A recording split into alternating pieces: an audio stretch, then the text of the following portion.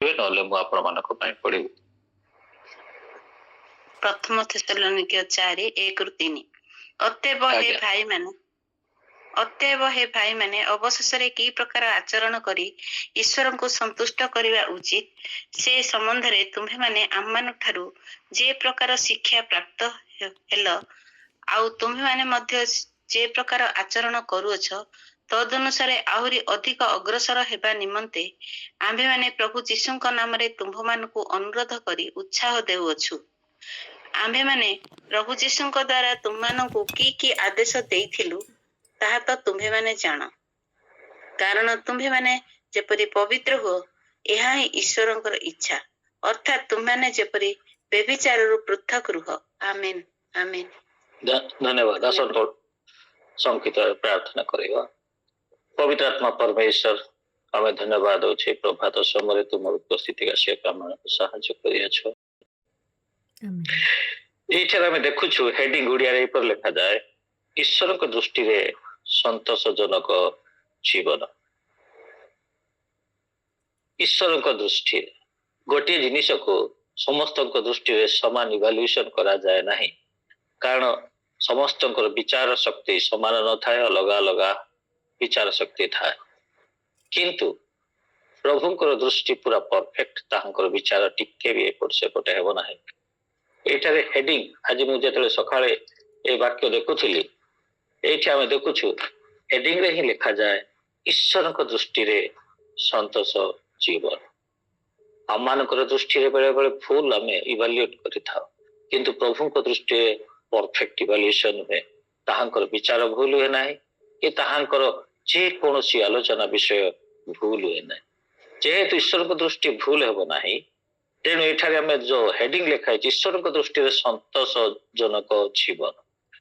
ଆମର ଜୀବନ ଏମିତି ହେବା ଦରକାର ଯାହାକି ପ୍ରଭୁଙ୍କ ଦୃଷ୍ଟିରେ ସନ୍ତୋଷ, ତାହା ଏଠାରେ ପୌଲ ଥେସଲୋନିକ୍ୟ ମଣ୍ଡଳୀରେ ଶିକ୍ଷା ଦିଅନ୍ତି। ସେ କହନ୍ତି, ପ୍ରଥମ ବିଷୟ ଆମେ ଦେଖିବା, ଅତଏବ ହେ ଭାଇମାନେ ଅବଶେଷରେ କି ପ୍ରକାର ଆଚରଣ କରି ଈଶ୍ୱରଙ୍କୁ ସନ୍ତୁଷ୍ଟ କରିବା ଉଚିତ। ଆମ ଜୀବନରେ ପ୍ରତ୍ୟେକ ଲୋକ ନିଜକୁ ସନ୍ତୁଷ୍ଟ କରିବା ସହିତ ନିଜ ପରିବାର ଅନେକ ଲୋକକୁ ସନ୍ତୁଷ୍ଟ କରିବା ପାଇଁ ଚେଷ୍ଟା କରନ୍ତି, କିନ୍ତୁ ଆମେ ସଦାବେଳେ ମନେ ରଖିବା ଦରକାର, are we pleasing our God? ଆମେ ଆମ ପରମେଶ୍ୱରଙ୍କୁ ସନ୍ତୁଷ୍ଟ କରୁଅଛୁ କି?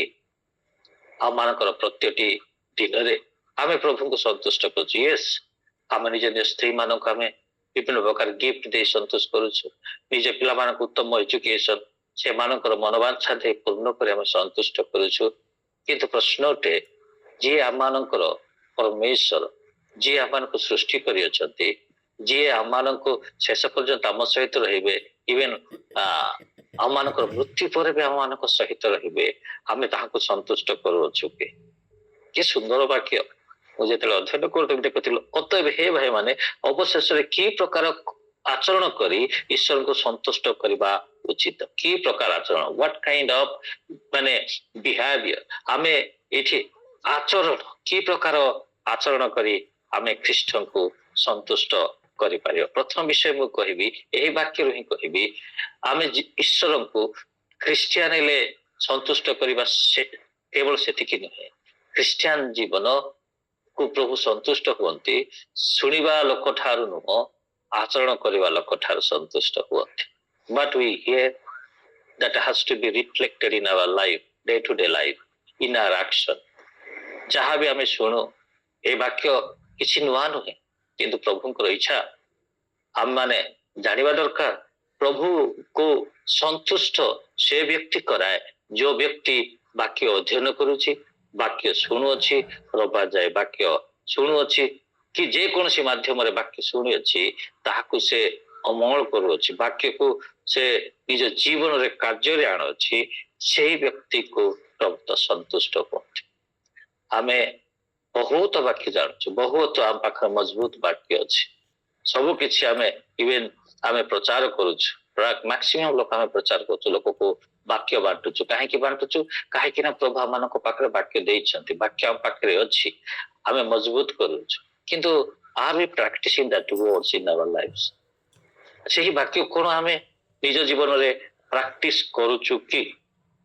ଖ୍ରୀଷ୍ଟିଆନ ଜୀବନ ହଉଛି ଶୁଣିବାର ଜୀବନ କେବଳ ନୁହେଁ, ଖ୍ରୀଷ୍ଟିଆନ ଜୀବନ ହଉଛି ପାଳନ କରିବାର ଏକ ଆଚରଣ, ଉଚ୍ଚାରଣ ନୁହଁ, ଆଚରଣ ଜୀବନ। ଯେକୌଣସି ଜିନିଷକୁ ୟୁଜ ହେଲା ବୋଲି ସେତେବେଳେ ଜଣାଯିବ ଯେତେବେଳେ ସେ ଜିନିଷକୁ ବ୍ୟବହାର କରାଯିବ। କିଣିଲେ ହେବ ନାହିଁ, ପାଇଲେ ହେବ ନାହିଁ। ଜଣେ ମନେକର ଆପଣ ଗୋଟେ ବାଇକ୍ ଗିଫ୍ଟ ଦେଲା ଆଉ ଆପଣ ତାକୁ ବାନ୍ଧିକି ରଖିଛନ୍ତି ଘରେ, ସେଇଥିପାଇଁ ସେ ବାଇକ୍ ଉଦ୍ଦିଷ୍ଟ ନୁହେଁ ରଖିବା ପାଇଁ, ତାକୁ ୟୁଜ କରିବା ପାଇଁ। ଏକ୍ଜାକ୍ଟଲି ସେମିତି ଆମକୁ ବାକ୍ୟ ଯାହା ବି ଆମେ ପାଉଛୁ ତାହାକୁ ଆମେ ବ୍ୟବହାର ଇନ୍ ଦ ମାନେ ଅଦର ୱାର୍ଡ ହଉଛି ତାକୁ କାର୍ଯ୍ୟରେ ପ୍ରକାଶ କରିବା, ଆଚରଣରେ ବ୍ୟବହାର କରିବା। କି ପ୍ରକାର ଆଚରଣ କରି ଈଶ୍ୱରଙ୍କୁ ସନ୍ତୁଷ୍ଟ କରିବା? ପ୍ରଥମ ହଉଛି ଖ୍ରୀଷ୍ଟିଆନ ଜୀବନ ହଉଛି ଆଚରଣ, ଆଉ ସେଇ ଆଚରଣ ହିଁ ପ୍ରଭୁ ସନ୍ତୁଷ୍ଟ ହୁଅନ୍ତି। ଆମେ ଯୋଉ ପର୍ଯ୍ୟନ୍ତ ପ୍ରାକ୍ଟିକାଲି ଆମର ଈଶ୍ୱରଙ୍କର ବାକ୍ୟ ଆମେ ଆଣୁନୁ, ତେବେ ଆମେ ଖ୍ରୀଷ୍ଟଙ୍କୁ ସନ୍ତୁଷ୍ଟ କରୁଛୁ ବୋଲି ଆମେ କହିପାରିବା ନାହିଁ। ତେଣୁ ଜେମ୍ସ ଏଇଥିପାଇଁ ଷ୍ଟ୍ରଙ୍ଗଲି ସେ ମାନେ এই ବାକ୍ୟକୁ ସହିତ ସେ ଷ୍ଟ୍ରଙ୍ଗ ତାଙ୍କର ବିଶ୍ୱାସ ଆଉ ସେ ବାକ୍ୟ କୁହନ୍ତି, ଭାଇ କେବଳ ଶୁଣିବାରେ ଯଥେଷ୍ଟ ନାହିଁ, କାର୍ଯ୍ୟ କରିବା ଦରକାର। ଆମମାନଙ୍କର ବିଶ୍ୱାସ କର୍ମ ବିନା ମୃତ ଅଟେ। ଜେମ୍ସ ବା ଜାକୁବ ସେଇ କଥା ଆମମାନଙ୍କୁ କହୁଅଛନ୍ତି। ଟିକେ ଆଗକୁ ପଢିବା। ସେ ସମ୍ବନ୍ଧରେ ତୁମେମାନେ ଆମମାନଙ୍କ ଠାରୁ କି ପ୍ରକାର ଶିକ୍ଷା ପ୍ରାପ୍ତ ହେଲ, ଆଉ ତୁମେମାନେ ମଧ୍ୟ ଯେ ପ୍ରକାର ଆଚରଣ କରୁଅଛ। ସେ ଦେଖୁଅଛନ୍ତି ମଣ୍ଡଳୀରେ ସେମାନେ ଆଚରଣ କରିବା ମଣ୍ଡଳୀ। ଥେସଲୋନିକ ମଣ୍ଡଳୀ କେବଳ ଶୁଣିବା ମଣ୍ଡଳୀ ନୁହେଁ, ଆଚରଣ କରିବା ମଣ୍ଡଳୀ। ଏବେ ଆଜି ପ୍ରଶ୍ନ ଉଠେ, ଆମେ ଯୋଉ ମଣ୍ଡଳୀରେ ଅଛୁ, ଆମେ ବାଳକ ହେଇଥାଇପାରୁ, ଆମେ ବିଶ୍ୱାସୀ ହେଇଥାଇପାରୁ, ଆମେ ଇଣ୍ଡିଭିଜୁଆଲ ପ୍ରଶ୍ନ କରୁ, ଆଜ ଏ ଚର୍ଚ୍ଚ, ଆଜ ଏ ମାନେ ହୋଲ ଚର୍ଚ୍ଚ ଉପରେ ପ୍ରଶ୍ନ କରୁ। ଏଇଠି ଦେଖୁଛୁ ଏଇ ଚର୍ଚ୍ଚ ଆଚରଣ କରିବା ଚର୍ଚ୍ଚ। ଆଜି ଯଦି ମୁଁ ଜଣେ ପାଳକ, ମୋ ଚର୍ଚ୍ଚକୁ ମୁଁ ସମୀକ୍ଷା କରିବି, ମୁଁ ଇଭାଲୁଏଟ କରିବି, ମୋ ଚର୍ଚ୍ଚ କଣ ପାଳନ କରିବା ଚର୍ଚ୍ଚ କି? ମୋ ଚର୍ଚ୍ଚ ଯଦି ପାଳନ କରୁନାହିଁ, God is not pleasing with our church. If I am not obeying the word of God, but not practicing the word of God, God is not happy with me. ସେ ସନ୍ତୁଷ୍ଟ ହେବେ ନାହିଁ, ମୁଁ ସନ୍ତୁଷ୍ଟ ହେବେ ନାହିଁ। ହେଲେ ଏଇ ଥେସଲୋନିକ ମଣ୍ଡଳୀ ପୁଣି ଆଚରଣ କରିବା ଚର୍ଚ୍ଚ, ପୁଣି ଆଚରଣ କରୁ ଅଛ। ଆମେ ଯାହା ବି ବାକ୍ୟ ଶୁଣୁଅଛୁ ତାକୁ ଆମେ ବାନ୍ଧିକି ରଖିବା ପାଇଁ ନାହିଁ, ତାକୁ ବ୍ୟବହାର କରିବା, ଆଚରଣ କରୁଛୁ। ତଦନୁସାରେ ଆହୁରି ଅଧିକ ଅଗ୍ରସର ହେବା ନିମନ୍ତେ ଆମମାନେ ପ୍ରଭୁ ଯୀଶୁଙ୍କ ନାମରେ ତୁମମାନଙ୍କୁ ଅନୁରୋଧ କରି ଉତ୍ସାହ କରୁଅଛୁ। ଦ୍ୱିତୀୟ ବିଷୟ ହେଲା, ଖ୍ରୀଷ୍ଟିଆନ ଜୀବନ ହଉଛି ବାକ୍ୟ ଯାହା ଶୁଣୁଛୁ ଆଚରଣ। ନଟ ଓନ୍ଲି ଆଚରଣ କରିବା ଦରକାର, ଏଇ ଚର୍ଚ୍ଚ ପାଇଁ ସେ ପରାମର୍ଶ ଦିଅନ୍ତି ଅଗ୍ରସର ହୁଅ, ଗ୍ରୋଇଂ ଚର୍ଚ୍ଚ ହେବା ଦରକାର, ଗ୍ରୋଥ ହେବା ଦରକାର। ଆମମାନଙ୍କ ଲେଭେଲ ଅଫ ଅଣ୍ଡରଷ୍ଟାଣ୍ଡିଂ ଗ୍ରୋଥ ହେବା ଦରକାର, ଲେଭେଲ ଅଫ ନଲେଜ ଆମର ଗ୍ରୋଥ ହେବା ଦରକାର, ଲେଭେଲ ଅଫ ସ୍ପିରିଚୁଆଲିଟି ଆମର ଗ୍ରୋଥ ହେବା ଦରକାର। ଆମମାନଙ୍କର day to day Christian life must be a growing life. ଆମେ ଯଦି ନିଜକୁ ଦେଖିବା, ଆମମାନେ ବୟସରେ ଗ୍ରୋଥ ହଉଛୁ, ଆମମାନେ ଖାସ କରି ଯେକୌଣସି ଏରିଆରେ, ଫିନାନ୍ସିଆଲ ଏରିଆରେ ହଉ, ଯାହା ବି ଏରିଆରେ ଡେ ବାଇ ଡେ ଆମେ ଗ୍ରୋଥ ହଉଛୁ। What about Christian life? ଏ ପବିତ୍ର ଜୀବନ ଉପରେ ଆମେ ଗ୍ରୋଥ ହେବା ଦରକାର। ପୁଣି ଆମେ ଯୋଉ ଆଜ୍ଞା ପାଳନ କରୁଛୁ ସେ ଅନୁସାରେ ଆମେ ଗ୍ରୋଥ ହେବା ଦରକାର। ତଦନୁସାରେ ଆହୁରି ଅଧିକ ଅଗ୍ରସର ହେବା ନିମନ୍ତେ ଆମମାନେ ପ୍ରଭୁ ଯୀଶୁ ଖ୍ରୀଷ୍ଟଙ୍କ ନାମରେ ତୁମମାନଙ୍କୁ ଅନୁରୋଧ କରି ଉତ୍ସାହ କରୁଅଛୁ। ଖ୍ରୀଷ୍ଟିଆନ ଜୀବନ ହେଉଛି ଗ୍ରୋଇଂ ଜୀବନ, ନଟ ଷ୍ଟାଗନାଣ୍ଟ ହେଇକି ରହିବା ଜୀବନ ନୁହେଁ, କି ତଳକୁ ଫ୍ଲାକ୍ଚୁଏଟ ହେବା ଜୀବନ ନୁହେଁ, ତଳକୁ ଯିବା ଜୀବନ ନୁହେଁ। ଖ୍ରୀଷ୍ଟିଆନ ଜୀବନ ହଉଛି ଏକ ଗ୍ରୋଇଂ ହେବା ଦରକାର। ଷ୍ଟାଣ୍ଡାର୍ଡ 1 ରୁ ଷ୍ଟାଣ୍ଡାର୍ଡ 2 ଏମିତି ବଢୁ ବଢୁ ବଢୁ ବଢୁ ଆମେ କ୍ୱାଲିଫାଇ ହେବା ଦରକାର। ପ୍ରଭୁଙ୍କର ଯୋଉ ଖ୍ରୀଷ୍ଟିଆନ ଜୀବନ ଆମମାନଙ୍କୁ ଉପରକୁ ଯିବା ମାନେ ଜୀବନ ହେବା ଦରକାର, ତଳକୁ ନୁହେଁ। ତେଣୁ ପିତର ଲେଖନ୍ତି, ତୁମେ ଯେପରି ପରିତ୍ରାଣରେ ବୃଦ୍ଧି ପାଅ, ସେଇଟା ପ୍ରଭୁଙ୍କର ଇଚ୍ଛା। ସେଇଠି ଲେଖାଯାଏ ପରିତ୍ରାଣାର୍ଥେ ଆମେ ବୃଦ୍ଧି ପାଇବା ଦରକାର। Christian life is growing life. ଆଉ ଯଦି ପ୍ରାର୍ଥନା କରିପାରୁନୁ, ନେକ୍ସଟ ଡେ ଆମେ ପ୍ରାର୍ଥନା କରି ମଣ୍ଡଳୀରେ ଆମର ଗ୍ରୋଥ ଦେଖାଯିବା ଦରକାର। ପ୍ରଭୁଙ୍କ କେତେବେଳେ ଦେଖାଯିବା ଦରକାର? ଆଚରଣରେ ଦେଖାଯିବା ଦରକାର। ଗ୍ରୋଇଂ ବା ଆମର ଯୋଉ ଅଭିବୃଦ୍ଧି, ସେଇଟା ଉଚ୍ଚାରଣରେ ନୁହେଁ, ଆଚରଣରେ ଦେଖାଯିବ। ଇନ୍ ଏଭ୍ରି ଆସ୍ପେକ୍ଟ ଆମର ପ୍ରତ୍ୟେକଟି ବିଷୟରେ ଆମମାନଙ୍କର ଗ୍ରୋଥ ହେବା ଦରକାର ଖ୍ରୀଷ୍ଟିଆନ ଜୀବନ। ଏଠାରେ ସେମାନେ କହୁଛନ୍ତି ଅଗ୍ରସର ହେବା ନିମନ୍ତେ, इंग्लिश रे जो देखिबे ग्रोथ निमंते बढ़िबा निमंते हेले आज हम प्रश्न करिबा जो दिन मु क्रिश्चियन हेली मु वाक्य शुणी शुणी आसुअछि आचरण करूछि कि नाय आम अनेक विषय आचरण करूछु अनेक विषय ताको स्किप करूछु आचरण करि पारु नाहु अनेक वाक्य का आमे आचरण करि पारु नाहु तृतीय विषय हैला am I growing मु बढ़ुछि कि मोर क्रिश्चियन जीवन बढ़ुछि कि मोर पवित्र आत्मांकर अभिषेक बढ़ुछि कि अनेक समय आमे कोन भाबी थाउ अनेक प्रभुंकर दास मानकर जीवन रे सेवन टेस्टिमनी देबार आमे सुनी अछु कोन सुनुछु आ बेले बेले कहछु मोर पास्ट लाइफ रे मु एटा करिछि सेटा करिछि ये करिछि किंतु एबे ताहा नाही तार अर्थ कोन जोटा थिला ताहा भी भांगी जायछि जोटा थिला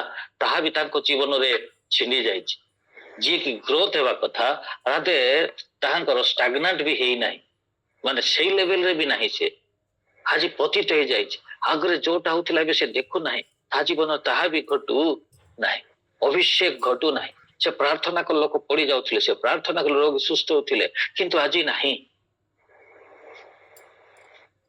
आजी हेई पारु नाही कोन पाए हो नाही हम ग्रोथ करू ग्रोथ हेबा सेटा होछि एक व्यक्तिर डेलिवरीट इच्छा हेबा दरकार आमे सो इच्छा रे ग्रोथ हेबा माने प्रभुंकर वाक्य रो डेलिवरीटली आमे इच्छा करिया दरकार आमानकर लेवल ऑफ स्पीकिंग ट्रुथ आमानकर सत कहूछु सतर मात्रा कामे बढ़ेबा दरकार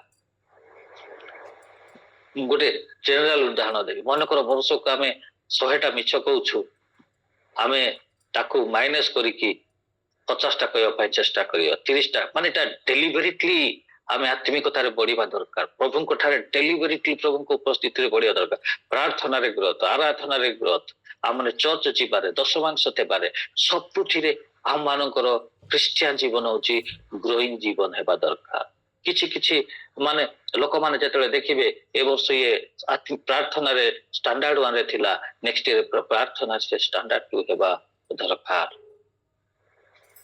मु बहुत खुशी चारटा रे आपण माने सब दिन उठी प्रार्थना रे बसुछंती प्रभुंकर वाक्य रे सब अनेक प्रभुंकर दासकर वाक्य द्वारा आपण मजबूत होचंती प्रभु को समय देवारे आपण ग्रोथ होचंती प्रभुंकर वाक्य रे आपण माने ग्रोथ होचंती that is well and good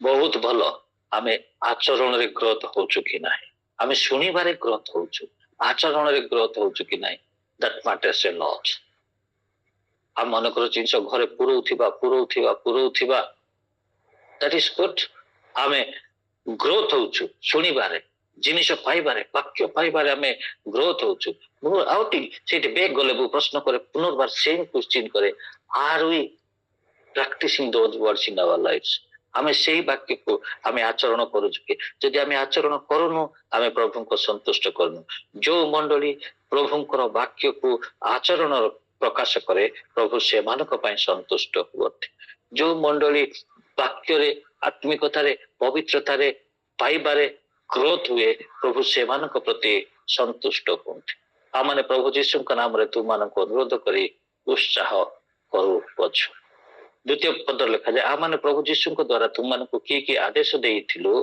ताहा तो तुमे माने जान देखंतु मु जतले पढुथिले वाक्य को एठारे दुईटा शब्द कॉन्ट्राडिक्ट होउछि गोटे होछि अनुरोध आ गोटे होछि आदेश एक सिंगल व्यक्ति से व्यक्ति गोटे जगह अनुरोध करछंती गोटे जगह आदेश देउछंती सेम पर्सन सेम पीपल सेही लोक मानक निमंते आ सेही लोक गोटे जगह से अनुरोध करूछंती आ गोटे जगह आदेश करूछंती आमने निश्चित हेबा दरकार आमे ये होचंती एमानकर spiritual leader he is in high position से जने हाई पोजीशन अछि जोटा कि मो अनुरोध कथा कहछि ताको बुझिया पय विषय कहछि he is in high position से जने स्पिरिचुअल अथॉरिटी से मानकर गुरु कहले अतिक्ते बनाम भाषा रे कहले गुरु बोली कहा जाए एठी देखंतु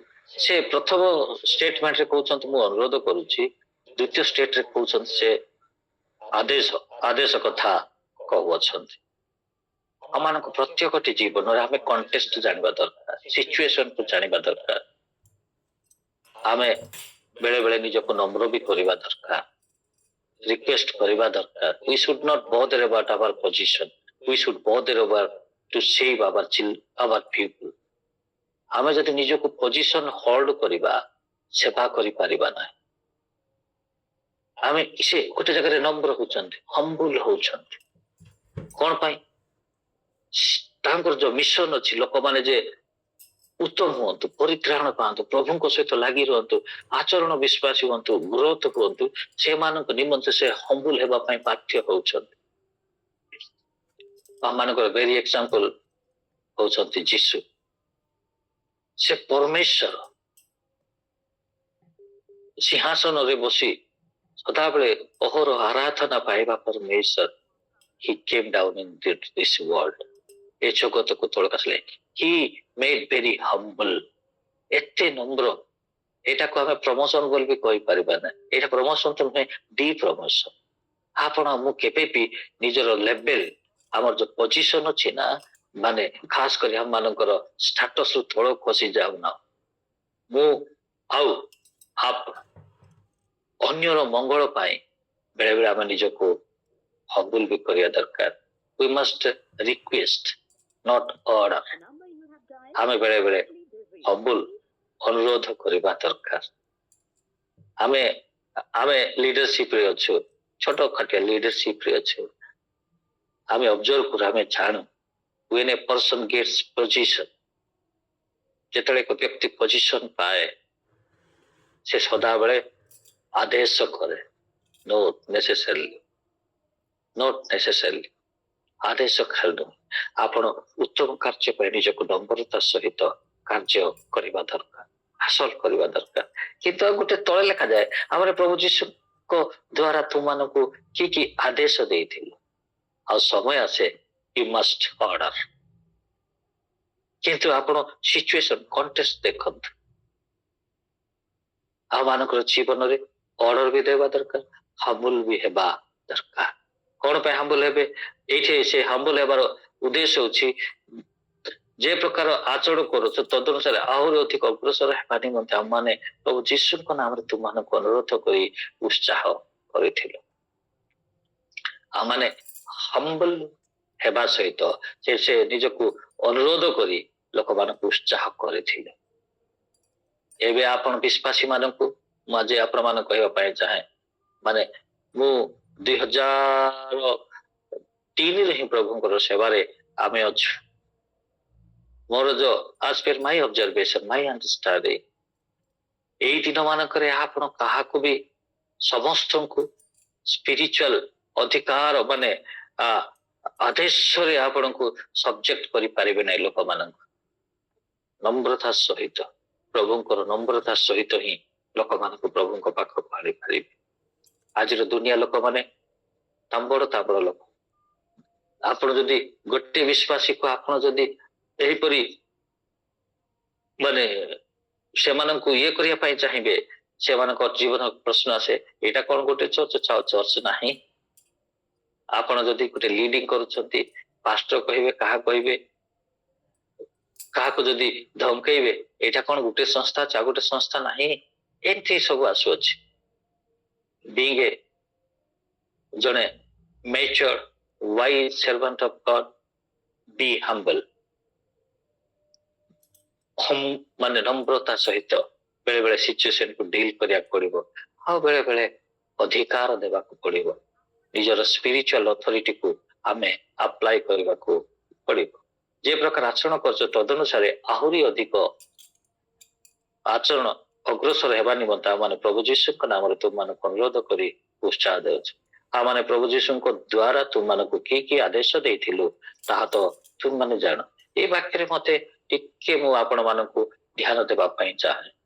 what ever we speak, whatever we do, ଯୋଉଟା 2 ପଦ ପଡୁଛି, ସେହି ବାକ୍ୟକୁ, ସେହି ବିଷୟକୁ ପ୍ରଭୁ ସାର୍ଟିଫାଇ କରନ୍ତି କି? ଏଠି ଲେଖା ହେଇଛି ପ୍ରଭୁ ଯୀଶୁଙ୍କ ଦ୍ଵାରା, ପ୍ରଭୁ ଯୀଶୁଙ୍କ ଦ୍ଵାରା। इन अदर वर्ड्स प्रभु होउचंती ताहांकर सहारा, प्रभु होउचंती ताहांकर witness. Whatever he speaks और डू, से जहाँ भी करे जहाँ भी कहे प्रभु को द्वारा।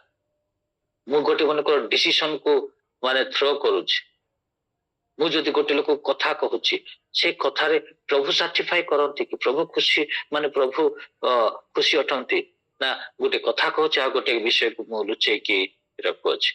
आ माने प्रभु जीशु को द्वारा तुम मन को की आदेश देइथिलु ताहा तो तुम माने जानो। आ जते बेले आपण जदि प्रभुंकर वाक्य द्वारा था माने प्रभुंकर कौन से कहे प्रभुंकर इच्छा मते जदि आपण आदेश देउचंती सेटा काम देबो। आपण निजर शारीरिक इच्छा निजर अधिकार इच्छा रे देले काम देब नाही। जदि सही अधिकार रे प्रभु सर्टिफाई करती, जदि सही अधिकार रे प्रभुंकर इच्छा अछि सही अधिकार कार्य करिवो, सही अधिकार सेते बेले कार्य करिवो।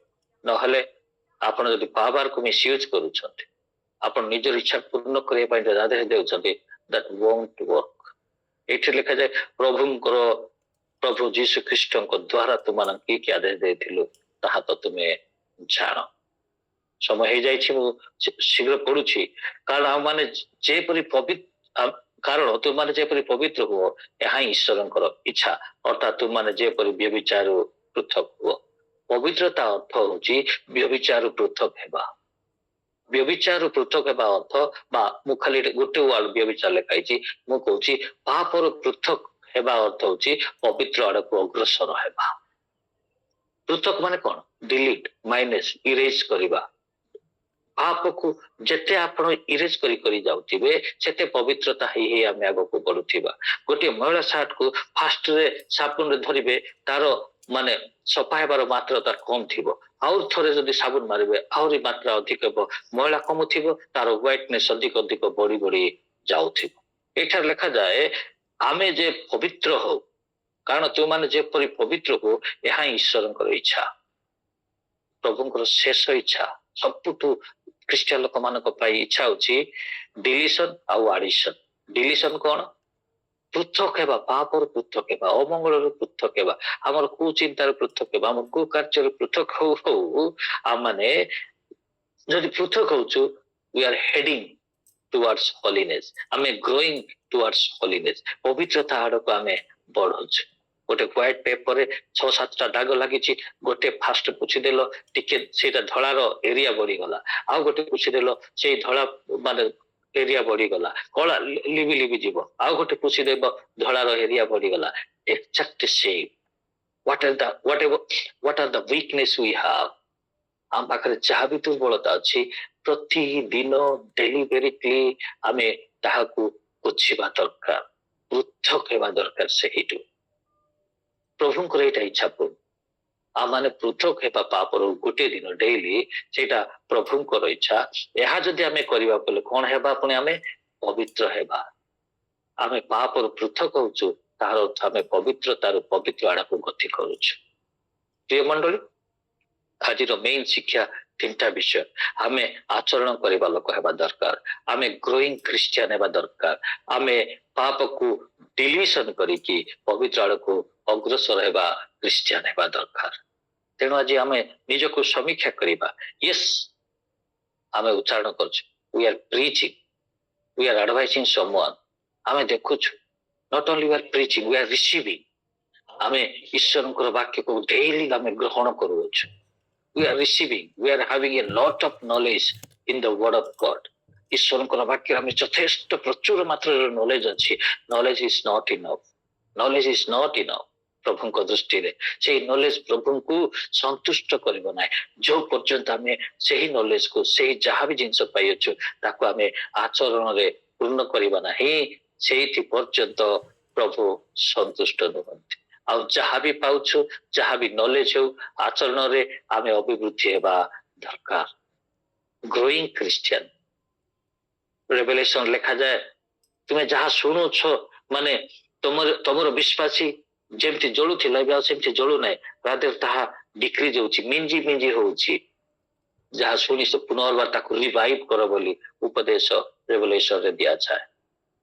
ମଣ୍ଡଳୀର ସପ୍ତମ ମାନେ ଜନ୍ ଲେଖୁଛନ୍ତି ସେଇଠି ଲେଖାଯାଏ ଯାହା ତୁମେ ଶୁଣୁଛ ତାହା ବର୍ତ୍ତମାନ ସେ ଲିଭିଯିବା ଉପରେ ଅଛି ତାକୁ ପୁନର୍ବାର ରିଭାଇଭ୍ କର yes every day we have been hearing the word of God ପ୍ରତିଦିନ ଆମେ ପ୍ରଭୁଙ୍କର ବାକ୍ୟ ଶୁଣୁଛୁ ଆଉ ଆମେ ବାକ୍ୟକୁ ରଖୁଛୁ we are growing in knowledge what about the practicing that word of God Christian ଜୀବନ ଆଚରଣ ଜୀବନ ଖ୍ରୀଷ୍ଟିଆନ ଜୀବନ must be a growing ଜୀବନ ଖ୍ରୀଷ୍ଟିଆନ ଜୀବନ must be କଣ ଏକ ପବିତ୍ର ଜୀବନ କଣ ପାପରୁ ପୃଥକୀକୃତ ହେବା ହଉଛି ପବିତ୍ରତାରେ ଅଗ୍ରସର ହେବା ପବିତ୍ରତାରୁ ଅଭିବୃଦ୍ଧି ହେବା ତେଣୁ ପ୍ରଭୁ ଆମର ସମସ୍ତଙ୍କୁ ଆଶୀର୍ବାଦ କରନ୍ତି ଏ ବାକ୍ୟ ଦ୍ୱାରା ଆଜି ତିନିଟା ବିଷୟ ମୁଁ କହିଲି ଆପଣଙ୍କ ମୋ ଜୀବନରେ ମୁଁ କହିଲି are we practicing Christian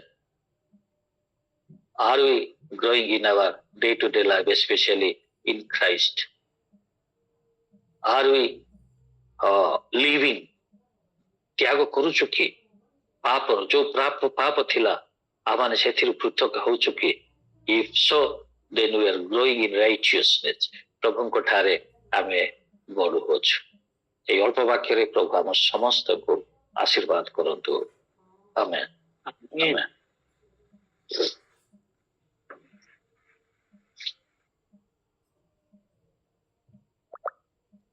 Meena